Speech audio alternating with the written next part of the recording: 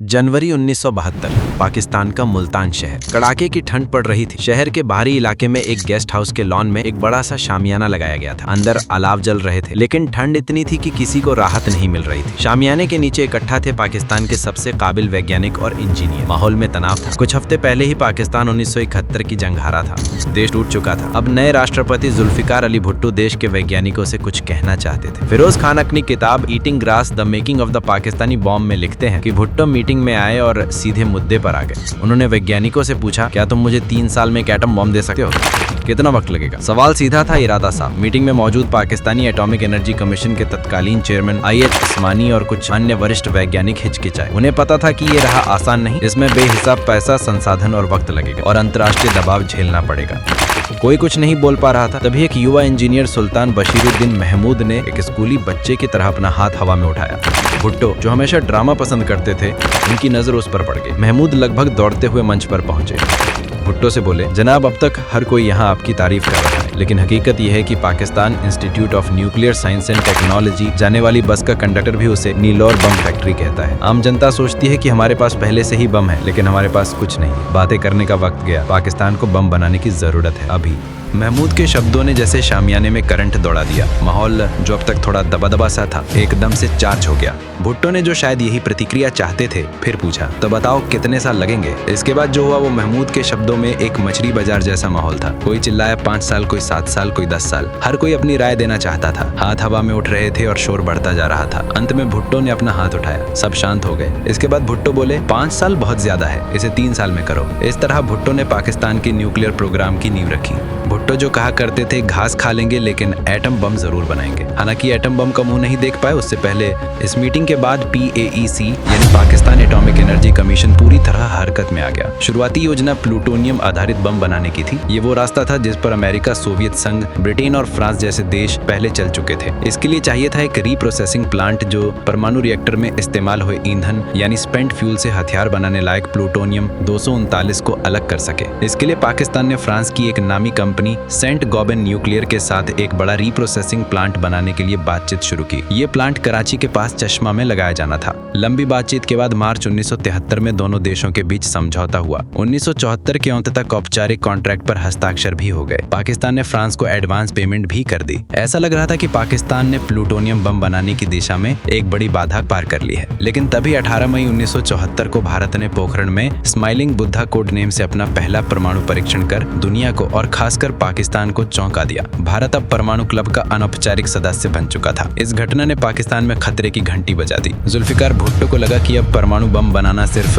सपना नहीं बल्कि जरूरत बन गया। भारत के परीक्षण का एक सीधा असर Pakistan France reprocessing plant deal पर पड़ा। अमेरिका, जो पहले इस डील को लेकर ज्यादा चिंतित नहीं था, अब एकदम सक्रिय हो गया। उसे डर था कि भारत की देखा देखी पाकिस्तान भी बम बना लेगा। अमेरिका ने कनाडा और अन्य पश्चिमी सहयोगियों के साथ मिलकर फ्रांस पर जबरदस्त कूटनीतिक दबाव बनाना शुरू कर दिया। सितंबर 1976 में अमेरिकी विदेश मंत्री हेनरी किसिंजर लाहौर आकर भुट्टो से मिले और उन्हें सीधी चेतावनी दी। एड्रियन लेवी और Catherine Scott Clark deception Pakistan, the United States and the global nuclear weapons conspiracy में लिखते हैं कि किसिंजर ने भुट्टो से कहा, अगर आपने ये प्लांट हासिल किया तो हम आपको एक एग्जाम्पल बना देंगे। दूसरी तरफ फ्रांस भी इस अंतर्राष्ट्रीय दबाव के आगे झुकने लगा। उसने प्लांट के डिजाइन बदलने और सप्लाई में देरी करने जैसे बहाने बनाने शुरू कर दिए। फ्रांसीसी राष्ट्रपति वैलेरी गिस्कार्ड ने 1976 में पाकिस्तान का दौरा भी किया, लेकिन बात नहीं बनी। आखिरकार अगस्त 1978 में फ्रांस ने आधिकारिक तौर पर इस सौदे को रद्द कर दिया। पाकिस्तान का प्लूटोनियम बम बनाने का सपना बुरी तरह टूट गया। अरबों डॉलर खर्च हो चुके थे, कई साल बर्बाद हो गए थे और नतीजा सिफर था। पाकिस्तान एक बार फिर चौराहे पर खड़ा था। उसे एक नए रास्ते, एक नई उम्मीद की जरूरत थी। हॉलैंड से आई चिट्ठी और प्रोजेक्ट 706। जुलाई 1974 को भारत के परमाणु परीक्षण के ठीक 2 महीने बाद जब फ्रांसीसी डील पर संकट के बादल मंडराने लगे थे, तभी प्रधानमंत्री भुट्टो के दफ्तर में एक साधारण कागज पर टाइप की हुई चिट्ठी पहुंची। ये चिट्ठी हॉलैंड में रहने वाले एक गुमनाम पाकिस्तानी मेटलर्जिस्ट ने लिखी थी, जिसका नाम था डॉक्टर अब्दुल कादिर खान। अब्दुल कादिर खान का जन्म 1936 में ब्रिटिश भारत के भोपाल शहर में हुआ था। परिवार समृद्ध था, लेकिन 1947 के बंटवारे ने उनकी जिंदगी बदल दी। उन्हें पाकिस्तान जाना पड़ा। यहीं से उनके मन में भारत के लिए नफरत भर गई। लेवी क्लार्क अपनी किताब में बताते हैं कि खान अक्सर खुद को मध्यकालीन आक्रमणकारियों महमूद गजनवी और मोहम्मद गौरी का वंशज बताते थे। उनके मन में एक ही सपना था, पाकिस्तान को भारत से ज्यादा ताकतवर बनाना। चिट्ठी वाली कहानी पर लौटें तो अब्दुल कादिर खान ने भुट्टो को लिखा कि वो यूरोप की एक अति गोपनीय परमाणु परियोजना यूरेनको में काम कर रहे हैं। हैं, जहां यूरेनियम को एनरिच करने की एक नई और क्रांतिकारी तकनीक गैस सेंट्रीफ्यूज विकसित की गई है। खान ने लिखा कि ये तकनीक प्लूटोनियम रिप्रोसेसिंग से कहीं ज्यादा तेज और सस्ती है। उन्होंने दावा किया कि उनके पास इस तकनीक की पूरी जानकारी है और वे पाकिस्तान के लिए बम बनाने में मदद करना चाहते हैं। असलियत में ये सारी जानकारी चोरी की गई थी। भुट्टो ने खान की चिट्ठी पढ़कर उन्हें पाकिस्तान आने का न्योता दिया। दिसंबर 1974 में जब खान छुट्टियों में पाकिस्तान आए तो भुट्टो ने उनसे प्रधानमंत्री निवास में एक गुप्त मुलाकात की। इस मुलाकात के फौरन बाद भुट्टो ने फैसला किया कि पाकिस्तान अब यूरेनियम एनरिचमेंट के रास्ते पर चलेगा। उन्होंने डॉक्टर खान से पाकिस्तान वापस आकर इस प्रोजेक्ट का नेतृत्व करने को कहा। खान 1975 में अपनी डच पत्नी हैनी और 2 बेटियों के साथ पाकिस्तान लौट आए। जब खान आए तो PAEC यानी पाकिस्तान एटॉमिक एनर्जी कमीशन के चेयरमैन मुनीर अहमद खान थे। दोनों खानों के बीच शुरू से ही 36 का आंकड़ा था। मुनीर अहमद खान प्लूटोनियम कार्यक्रम को ज्यादा भरोसेमंद मानते थे, वहीं खान खुद को सेंट्रीफ्यूज तकनीक का विशेषज्ञ मानते थे। शुरुआत में भुट्टो ने दोनों के बीच तनातनी को बढ़ावा दिया ताकि दोनों एक दूसरे से बेहतर काम कर सके, लेकिन जब मामला हद से आगे बढ़ गया तो भुट्टो ने खान को PAEC से अलग कर दिया। यहाँ से कहानी का मुख्य स्टेज शुरू होता है। भुट्टो ने अब्दुल कादिर को एक अलग संस्थान बनाने की मंजूरी दे दी, इंजीनियरिंग रिसर्च लेबोरेटरीज ERL, वो जगह जहाँ यूरेनियम एनरिचमेंट होना था। इस प्रोजेक्ट को कोड नेम दिया गया प्रोजेक्ट 706। जुलाई 1976 में जुल्फिकार अली भुट्टो से हरी झंडी मिलने के बाद डॉक्टर अब्दुल कादिर खान के लिए सबसे पहला काम था प्रोजेक्ट 706 के लिए एक महफूज ठिकाना ढूंढना। जगह चुनी गई राजधानी इस्लामाबाद से करीब 50 किलोमीटर दक्षिण पूर्व में कहूता की वीरान पथरीली पहाड़ियाँ। ये इलाका जानबूझकर चुना गया था। ये राजधानी के पास था ताकि प्रशासनिक और सैन्य मदद आसानी से मिल सके, लेकिन इतना अलग थलग भी था कि इसे दुनिया की नजरों से छिपाया जा सके। Pakistan army core of engineers को कहूता में इंजीनियरिंग रिसर्च लेबोरेटरीज के निर्माण का काम सौंपा गया। काम दिन रात युद्ध स्तर पर शुरू हुआ। भुट्टो और खान जल्द से जल्द नतीजा चाहते थे। कहूता को सिर्फ एक लैब नहीं बल्कि एक अभेद्य किला बनाना था। इसकी सुरक्षा की जिम्मेदारी पाकिस्तानी सेना और खुफिया एजेंसी ISI ने संभाल ली। लैब कॉम्प्लेक्स के चारों तरफ कई किलोमीटर तक का इलाका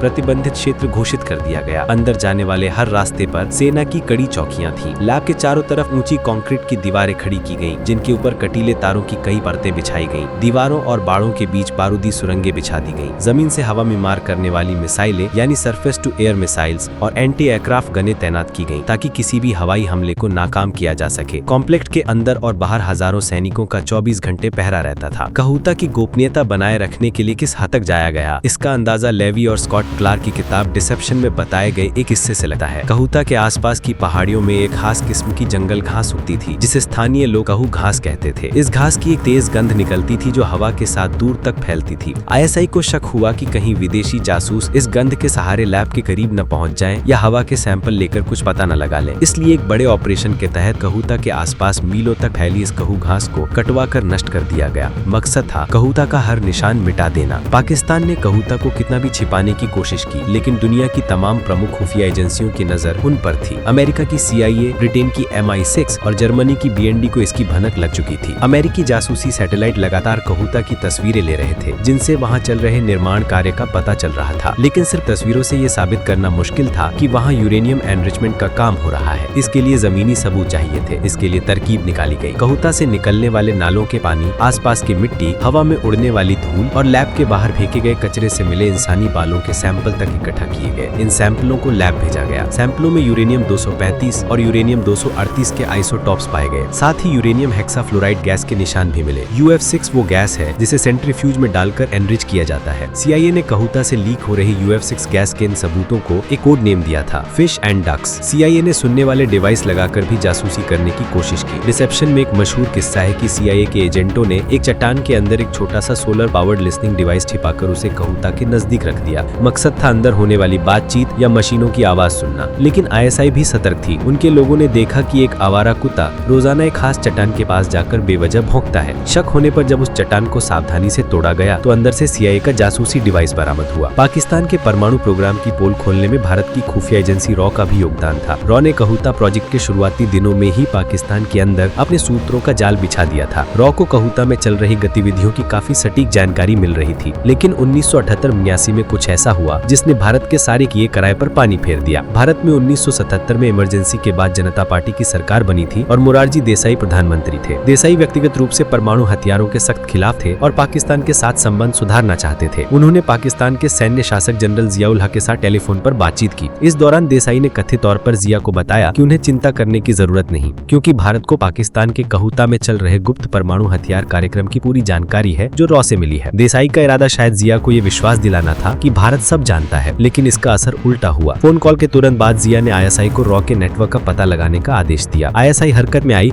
और कुछ ही समय में उसने पाकिस्तान में रॉ के कई एजेंटों और मुखबिरों को पकड़ लिया या मार डाला। सालों की मेहनत से बनाया गया नेटवर्क एक झटके में तबाह हो गया और भारत के लिए कहूता की सीधी जानकारी हासिल करना बेहद मुश्किल हो गया। कहूता सिर्फ भारत के लिए ही नहीं बल्कि इजराइल के लिए भी बड़ा सिर दर्द था। इजराइल पहले भी इस तरह के खतरों को खत्म करने के लिए जाना जाता था। जून 1981 में इजरायली वायुसेना ने एक हैरान करने वाले हवाई हमले में इराक के ओसिराक परमाणु रिएक्टर को पूरी तरह तबाह कर दिया था जब वो बनकर तैयार होने वाला था। अब इजराइल की नजर कहूता पर थी। डिसेप्शन में बताया गया है कि 1980 के दशक की शुरुआत में इजराइल और भारत की खुफिया एजेंसियां मोसाद और रॉ मिलकर कहूता पर ओसिराक जैसा ही एक प्रिएम्प्टिव हवाई हमला करने की गुप्त योजना बनाई थी। प्लान कुछ इस प्रकार था। भारतीय वायुसेना के जगुआर लड़ाकू विमान जो लंबी दूरी तक मार करने में सक्षम थे, गुजरात के जामनगर एयरबेस से उड़ान भरते। इजरायली वायुसेना के F-16 लड़ाकू विमान अरब सागर के ऊपर भारतीय विमानों के साथ मिलते। इजरायली विमान भारतीय जगुआर को हवा में ईंधन भरते, एयर टू एयर रिफ्यूलिंग करते और उन्हें दुश्मन के रडार और लड़ाकू विमानों से बचाने के लिए इलेक्ट्रॉनिक सुरक्षा कवच स्क्वाड प्रदान करते। भारतीय जगुआर कहूता पर बम गिराकर वापस जामनगर लौट आते। यह एक बेहद दुस्साहसी योजना थी। अगर यह कामयाब हो जाती तो पाकिस्तान का परमाणु कार्यक्रम सालों पीछे चला जाता। लेकिन इस टॉप सीक्रेट प्लान की भनक अमेरिका को लग गई। इस समय तक सोवियत संघ की अफगानिस्तान में एंट्री हो चुकी थी और अमेरिकी राष्ट्रपति रोनाल्ड रेगन के लिए पाकिस्तान का महत्व काफी बढ़ गया था। अमेरिका ने तुरंत हरकत में आते हुए भारत और इजराइल दोनों पर भारी कूटनीतिक दबाव डाला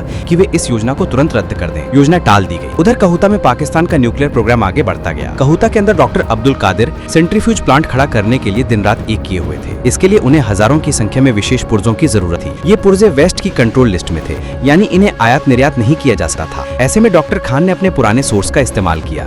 तमाम तरह के जुगाड़ आजमाए गए। ईटिंग ग्रास में फिरोज खान बताते हैं कि कैसे फर्जी कंपनियां बनाई गईं जिनके नाम पर ऑर्डर दिए जाते थे। बड़े ऑर्डर को छोटे छोटे हिस्सों में बांटकर अलग अलग कंपनियों से मंगाया जाता था ताकि शक न हो। सामान सीधे पाकिस्तान भेजने के बजाय दुबई, तुर्की या किसी तीसरे देश के रास्ते मंगाया जाता था। कई बार छोटे छोटे पुर्जे, ब्लूप्रिंट्स या दस्तावेज राजनयिक थैले, डिप्लोमेटिक पाउच में रखकर इस्लामाबाद भेजे जाते थे क्योंकि इनकी तलाशी नहीं की जा सकती थी। कई पाकिस्तानी अधिकारी सामान्य यात्री बनकर निजी सूटकेसों में संवेदनशील सामान छिपाकर लाते थे। इस पूरे ऑपरेशन को एक दिलचस्प कोड नेम दिया गया था, ऑपरेशन बटर फैक्ट्री। कहूता में इंजीनियरिंग रिसर्च लैबोरेटरीज की स्थापना न्यूक्लियर हथियार बनाने की दिशा में एक बड़ा कदम था। लेकिन सिर्फ लैब बना लेने से बम नहीं बन जाता। डॉक्टर खान के सामने सबसे बड़ी चुनौती थी हजारों सेंट्रीफ्यूज बनाना, उन्हें चलाना और उनसे हथियार ग्रेड यूरेनियम एनरिच करना। यह एक बेहद जटिल और महंगा काम था जिसके लिए पाकिस्तान के पास न पूरी विशेषज्ञता थी न सारे संसाधन। फ्रांस के साथ समझौता टूटने के बाद पाकिस्तान को शक्तिशाली और भरोसेमंद साथी की जरूरत थी और वो साथी मिला उत्तर में पीपल्स रिपब्लिक ऑफ चाइना। 1976 में भुट्टो ने चीन का दौरा किया और एक सीक्रेट परमाणु सहयोग समझौते पर हस्ताक्षर किए। ये समझौता पाकिस्तान के परमाणु कार्यक्रम के लिए मील का पत्थर साबित हुआ। इसके बाद चीन ने पाकिस्तान की झोली में वो सब कुछ डाल दिया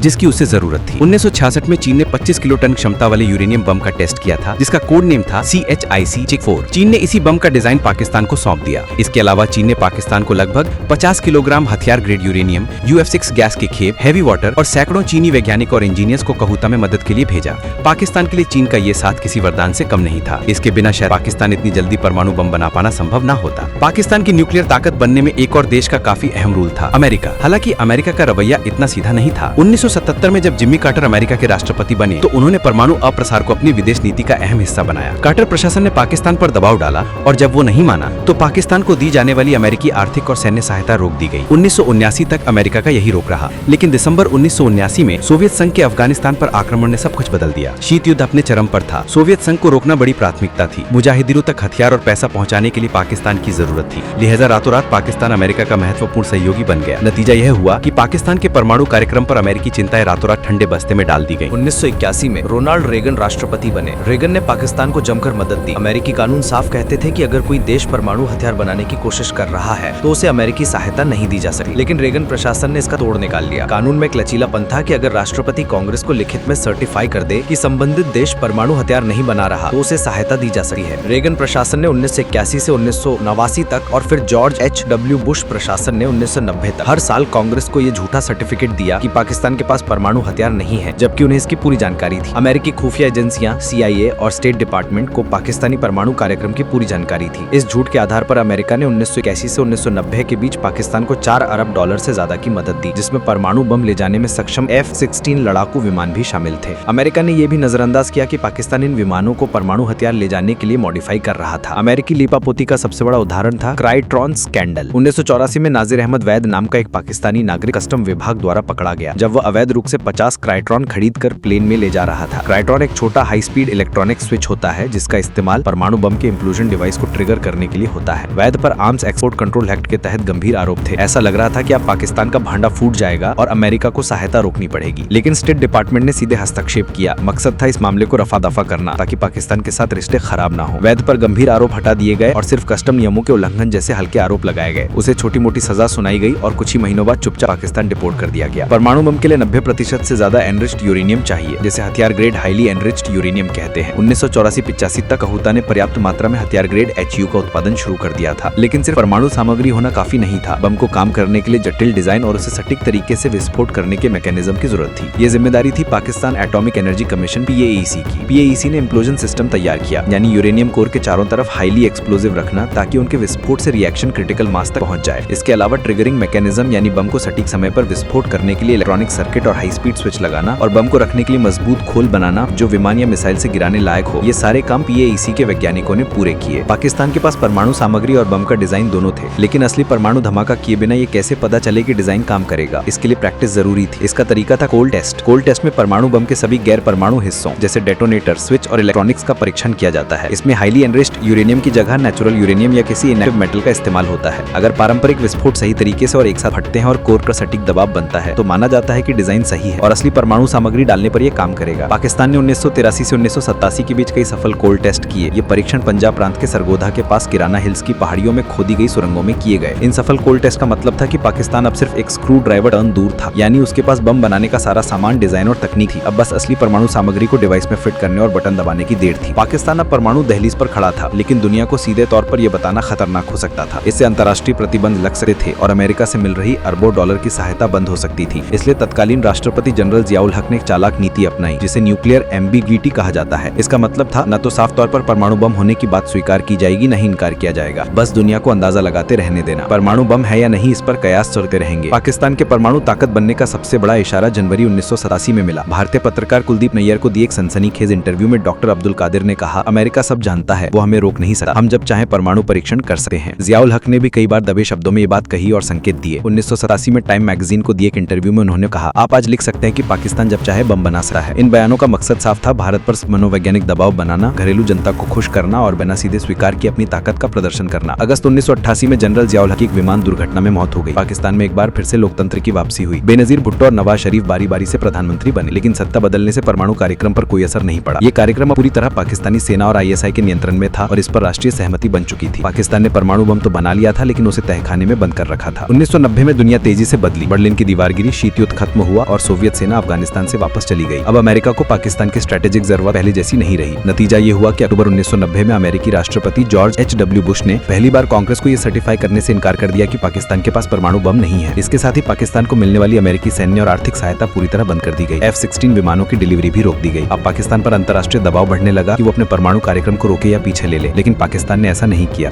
वो दहलीज पर खड़ा इंतजार कर रहा था, शायद किसी सही मौके का। वो मौका आया मई 1998 में। भारत में अटल बिहारी वाजपेयी के नेतृत्व में भारतीय जनता पार्टी की नई सरकार बनी थी। 11 और 13 मई 1998 को भारत ने पोखरण में 5 परमाणु परीक्षण किए। भारत के इस कदम से पाकिस्तान में भूचाल आ गया। प्रधानमंत्री नवाज शरीफ पर दबाव बना कि वो भारत को उसी की भाषा में जवाब दे। दूसरी तरफ अमेरिका के राष्ट्रपति बिल क्लिंटन लगातार नवाज शरीफ को फोन करके संयम बरतने और परीक्षण न करने की अपील कर रहे थे। उन्होंने आर्थिक सहायता पैकेज और सुरक्षा गारंटी का लालच भी दिया। चीन भी नहीं चाहता था कि पाकिस्तान परीक्षण करे। नवाज शरीफ एक बड़ी दुविधा में थे। परीक्षण करने का मतलब था अंतर्राष्ट्रीय प्रतिबंध और आर्थिक तबाही। परीक्षण न करने का मतलब था घरेलू स्तर पर भारी विरोध और शायद सेना द्वारा तख्ता पलट का खतरा। आखिरकार नवाज शरीफ ने दबाव के आगे झुकते हुए परीक्षण करने का फैसला किया। तैयारी तेजी से शुरू हुई। परीक्षण स्थल चुना गया। बलूचिस्तान प्रांत की चागाई पहाड़ियों का वीरान इलाका। यहाँ पहले से ही सुरंगें बनाकर रखी गई थी। परमाणु डिवाइसों को कहूता और PAEC की फैसिलिटीज से लाकर इन सुरंगों में फिट किया गया। 28 मई 1998 को दोपहर 3:16 पर पाकिस्तान ने एक के बाद एक 5 सफल परमाणु परीक्षण किए। बताया गया कि इनमें से 4 कम क्षमता वाले फिजन बम थे और एक ज्यादा क्षमता वाला थर्मोन्यूक्लियर डिवाइस था। इन परीक्षणों को चागाई 1 कहा गया। 2 दिन बाद 30 मई 1998 को पाकिस्तान ने खरान रेगिस्तान में एक और परमाणु परीक्षण किया, जिसे चागाई 2 नाम दिया गया। पाकिस्तान ने दुनिया को दिखा दिया कि वो अब एक परमाणु शक्ति वाला देश है। इस दिन को पाकिस्तान में यौम तकबीर के मल्लो मनाया जाता है। जैसे ही परीक्षणों की खबर फैली, पूरे पाकिस्तान में जश्न का माहौल आ गया। लोग सड़कों पर निकल आए, ढोल बजाए गए, मिठाइयां बांटी गई। बरसों की मेहनत और इंतजार का फल मिल गया था। इस जश्न के सबसे बड़े नायक बनकर उभरे डॉक्टर अब्दुल कादिर खान। लेकिन कहानी अभी खत्म नहीं हुई थी। डॉक्टर खान की शोहरत के पीछे एक और साहस छिपा था जो जल्द ही दुनिया के सामने आने वाला था। मई 1998 के चागाई परमाणु परीक्षण ने डॉक्टर अब्दुल कादिर को पाकिस्तान में रातों रात मशहूर कर दिया। उन्हें उन्हें मोहसिन पाकिस्तान का खिताब मिला।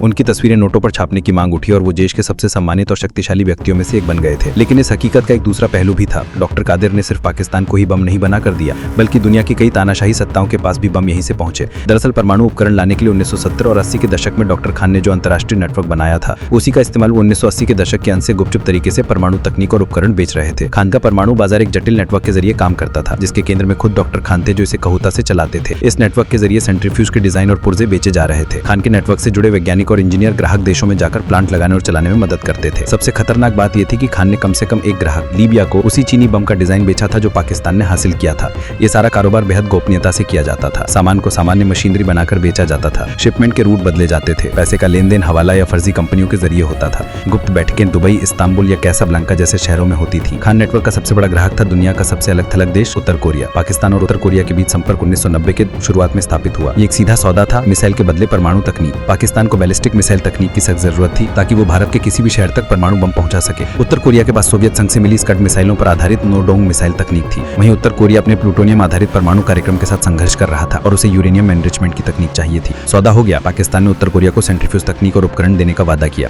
बदले में उत्तर कोरिया ने पाकिस्तान को नोडोंग मिसाइल तकनीक और मिसाइलें दी। इसी तकनीक पर पाकिस्तान ने गौरी नाम की मिसाइल बनाई। उत्तर कोरिया के अलावा डॉक्टर खान के बड़े ग्राहकों में ईरान और लीबिया शामिल थे। ईरान ने 1990 के अंत में दुबई में स्थित बिचौलियों के जरिए खान नेटवर्क से संपर्क साधा। खान ने ईरान को सेंट्रीफ्यूज डिजाइन और पुर्जे बेचे, जैसे ईरान ने पहला यूरेनियम एनरिचमेंट प्लांट खड़ा किया। लीबिया के तानाशाह मुहम्मद गद्दाफी दशकों से एटम बम का सपना देख रहे थे। कई असफल कोशिशों के बाद उन्होंने 1990 के अंत में खान नेटवर्क से संपर्क साधा। लीबिया ने कथित तौर पर करोड़ों डॉलर की रकम चुकाई। खान नेटवर्क का सबसे खौफनाक पहलू था इसका अलकायदा के साथ संभावित संबंध। 1990 में अलकायदा एक खतरनाक आतंकवादी संगठन के तौर पर उभर रहा था और उसका सरगना ओसामा बिन लादेन जनसंहार के हथियार हासिल करने की फिराक में था। दुनिया भर में परमाणु उपकरणों और डिजाइनों की स्मगलिंग करने वाले इस नेटवर्क का भांडाफोड़ अक्टूबर 2003 में हुआ। इटली के तट के पास अमेरिकी और यूरोपीय एजेंसियों ने BBC चाइना नाम का एक जर्मन मालवाहक जहाज को रोक लिया। इस पर मलेशिया की स्कोप फैक्ट्री में बने सेंट्रीफ्यूज के हजारों पुर्जे लदे थे जो दुबई के रास्ते लीबिया जा रहे थे। इन पुर्जों और दस्तावेजों ने खान नेटवर्क और लीबिया कनेक्शन को साफ उजागर कर दिया। इसी बीच सद्दाम हुसैन का हश्र देखकर मुअम्मर गद्दाफी ने अपने परमाणु कार्यक्रम से जुड़े सभी दस्तावेज अमेरिका और ब्रिटेन को सौंप दिए। इनसे पक्का हो गया कि परमाणु डिजाइन बेचने वाला कोई और नहीं, डॉक्टर कादिर खान ही थे। अमेरिका के पास पुख्ता सबूत थे। उन्होंने ये सबूत पाकिस्तान के तत्कालीन राष्ट्रपति जनरल परवेज मुशर्रफ के सामने रखे और खान के खिलाफ कार्रवाई करने के लिए दबाव डाला। प्रेशर में आकर मुशर्रफ ने खान से पूछताछ शुरू की। फिर 4 फरवरी 2004 को पाकिस्तान के सरकारी टेलीविजन पर एक हैरान कर देने वाला दृश्य सामने आया। डॉक्टर अब्दुल कादिर ने लाइव टीवी पर एक लिखित बयान पढ़ा जिसमें उन्होंने परमाणु तकनीक फैलाने की पूरी जिम्मेदारी ली और पाकिस्तानी सरकार और सेना को इससे बरी करने की कोशिश की। उन्होंने देश से माफी भी मांगी। ये एक तरह का स्टेज मैनेज्ड इवेंट लग रहा था। इसके तुरंत बाद अगले ही दिन राष्ट्रपति मुशर्रफ ने टीवी पर ऐलान कर दिया कि उन्होंने डॉक्टर खान को उनकी राष्ट्रीय सेवाओं को देखते हुए माफ कर दिया है।